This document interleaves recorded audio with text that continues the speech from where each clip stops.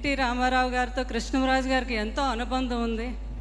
అందుకనే మా జనార్దన్ గారు 10 రోజుల ముందే వచ్చి నన్ను పిలవడం జరిగింది. అంటే వారికి మనస్ఫూర్తిగా నా అభినందనలు తెలుపుతున్నాను. అంటే వారి గౌరవం కృష్ణరాజు గారికి, మీరు వస్తే కృష్ణరాజు గారు వచ్చినట్టమ్మా, అన్నగారితో ఆయనకు చాలా అనుబంధం. నిజంగా కృష్ణరాజు గారికి చాలా అనుబంధం. ఇంకా అసలు రామారావు గారి గురించి ఎంతో బాగా చెప్తూ ఉండేవారు. అందుకే నాకు బాగా తెలుసు రామారావు గారి గురించి. ఒకసారి రామారావు గారితో ఆయన భక్త కన్నప్ప సినిమా తీశారు. ఏమైనా ఇది అన్నగారికి అయితే దీని గురించి బాగా తెలుస్తుంది, ముందుగా మనం అన్నగారికి చూపించాలని కృష్ణరాజు గారు, సూర్యనారాయణ రాజు గారు అనుకొని రామారావు గారి దగ్గరికి వెళ్ళారంట.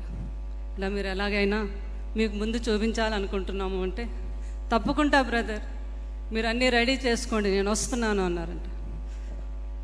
ఆ డేట్ చెప్తే పక్కనే ఉన్నారు మేనేజరు, అయ్య బాబాయ్ ఆ రోజు షూటింగ్ ఉంది అన్నగారికి, ఆయన జీవితంలో ఎప్పుడు కూడా షూటింగ్ వాయిదా వేసుకోలేదంట రామారావు గారు.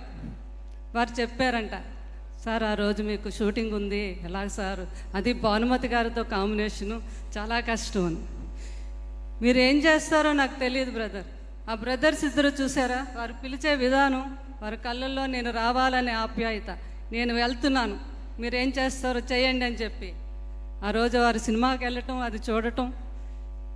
ఇంటర్వ్యూల తర్వాత ఇంటర్వ్యూలు ఇస్తామంటే కృష్ణరాజు గారు తన బ్రదర్ ఇంటర్వ్యూలు కూడా ఇవ్వద్దు, నేను కంటిన్యూ చేస్తానని చెప్పి ఆ సినిమా చూసి ఆ సినిమాని మెచ్చుకొని, అది 100 days ఆడుతుందని చెప్పిన సినిమా భక్త కన్నప్ప నిజంగా అంత విజయాన్ని సాధించింది. అది ఎన్టీ రామారావు గారి గొప్పతనం.